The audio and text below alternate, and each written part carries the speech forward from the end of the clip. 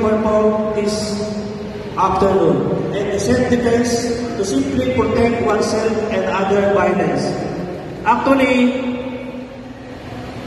this competition is like the parts of our three general speaking for the karate, the competition. And I would like to remind everyone, especially to the parents, that yung pong mga anak natin, kung halimbawa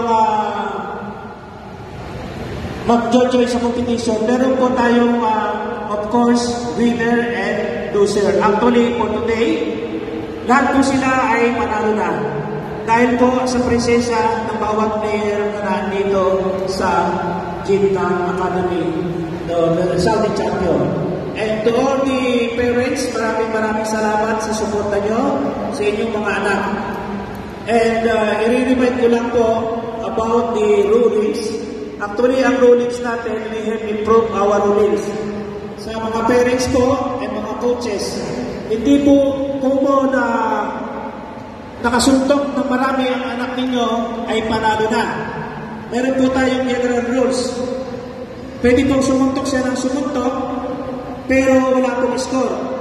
And those parents, they will say, bakit po yung anak ko ay maraming suntok, pero hindi naman po na-escoran? In our rules, pag sumuntok po, let's say po, reverse punch, tapos diving. That is what they said ni Bruce Lee. I feed the man who is practiced 10,000